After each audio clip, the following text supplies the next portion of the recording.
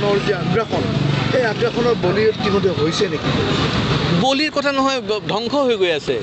মই ভাবোঁ বুলডজাৰ আমাৰ আৰু বহুত মানে আনিব লাগিব। এতিয়া অসমত যিমান বুলডজাৰ আছে আৰু বহুত বুলডজাৰ আমি আনিব লাগিব বাহিৰৰ পৰা, তেতিয়াহে আমি অসমক ঠিক কৰিব পাৰিম। নহ'লে অসম মানে উচ্ছেদ কৰাটো টান হ'ব। বৰ্তমান অসমত এটা শব্দ অচিনাকি, এইটো লৈ প্ৰতিক্ৰিয়াৰ সৃষ্টি হৈছে, বিভিন্ন ঠাইত কিছুমানে সমৰ্থনো কৰিছে। আপুনি কি কয়? প্ৰথম কথাটো হ'ল আপুনি যিটো কৈছে যে শব্দ অচিনাকি শব্দ, মডাৰ্ণী মোৰ কাৰণে কিন্তু অচিনাকি, মডাৰ্ণীও মোৰ কাৰণে অচিনাকি। সেইকাৰণে মডাৰ্ণীৰ নিচিনা যিমান অচিনাকি আছে তেওঁলোকক আমি চিনাক্ত কৰিব লাগিব আৰু বহিষ্কাৰ কৰিব লাগিব। এটা অন্তিমটো প্ৰশ্ন, অসম বুলি নহয়, বিজেপিৰ মতে বা মুখ্যমন্ত্ৰীৰ মতে বা বিজেপিৰ নেতৃত্বৰ মতে সমগ্ৰ ভাৰতবৰ্ষৰ যি পৰিৱেশ পৰিস্থিতি বা চিনাৰিঅ' তেওঁলোকে অভিযোগ উত্থাপিত কৰে।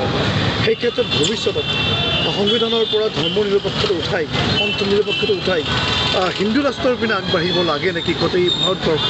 চাওক, ভাৰতবৰ্ষ হিন্দু ৰাষ্ট্ৰ আছিলে আৰু হিন্দু ৰাষ্ট্ৰ থকাকালীন কংগ্ৰেছ চৰকাৰে 42nd এমেণ্ডমেণ্ট আনি পেলাই যেতিয়া ছেকুলাৰ শব্দ সংবিধানত সোমাই দিলে, সেই দিনাৰ পৰা ভাৰতবৰ্ষক ইছলামাইজেশ্যন আৰম্ভ হৈ গ'ল।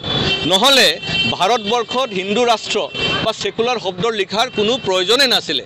আপোনালোকে মন কৰিব, ভাৰতবৰ্ষত যেতিয়া ৰাম ৰাজ্য চলি আছিলে, সেই ৰাম ৰাজ্যত কিন্তু কোনো অশান্তি নাছিলে। সেই ৰাম ৰাজ্যৰ সময়তে কোনো সংবিধানো নাছিলে, কিন্তু সকলো ধৰ্মৰ মানুহসকলক শ্ৰদ্ধাভাৱ কৰিছিলে। ভাৰতবৰ্ষৰ যিসকল হিন্দু আছে তেওঁলোকে সৰ্বধৰ্ম সমভাৱ বুলি কয়। আজিও একেটাই ভাৱেৰে হিন্দু মানুহ সকলোৰ লগত বাস কৰিব বিচাৰে। আমাৰ ওচৰতো আমি হিন্দু মুছলমান হিচাপে পাৰ্থক্য নকৰোঁ, কিন্তু পাৰ্থক্য যদি কৰিছে সংবিধানে কৰাইছে। আৰু এই সংবিধান কোনে কৰিছে? যেতিয়া কংগ্ৰেছ চৰকাৰ আছিল তেওঁলোকে ছেকুলাৰ শব্দ সোমাই পেলাই হিন্দু মুছলমানক একাকাৰ মানে বেলেগ কৰি দিছে। আঁতৰাব লাগে নেকি? এইটো আঁতৰাব লাগে। ছেকুলাৰ শব্দ দৰকাৰেই নাই, প্ৰত্যেকজন হিন্দু ছেকুলাৰ। আজি ইয়াতে মেজৰিটি হিন্দু আছে ভাৰতবৰ্ষত, এইকাৰণে মুছলমান থাকিব পাৰিছে, এইকাৰণে খ্ৰীষ্টান থাকিব পাৰিছে, সকলো ধৰ্মৰ মানুহ ইয়াত থাকিব পাৰিছে। কিন্তু আজি পাকিস্তানত বা বাংলাদেশত কোনো হিন্দু বা কোনো খ্ৰীষ্টান বা বেলেগ ধৰ্মৰ মানুহ থাকিব নোৱাৰে। তাৰ মূল কাৰণ হ'ল সেইটোতো ইছলামিক ৰাষ্ট্ৰ। কিন্তু ভাৰতবৰ্ষ যেতিয়া ছেকুলাৰ শব্দ নাছিলে তেতিয়াও ছেকুলাৰ আছিল, আগন্তুক দিনতো ছেকুলাৰ থাকিব। সেইকাৰণে শব্দৰ কোনো প্ৰয়োজন নাই, বৰঞ্চ শব্দ থাকিলে আপোনাৰ ইছলামাইজেশ্যনটো বেছি আমি দেখা পাওঁ। হিন্দু ৰাষ্ট্ৰ ডিক্লেয়াৰ কৰিব লাগে, সময়ত হৈ যাব।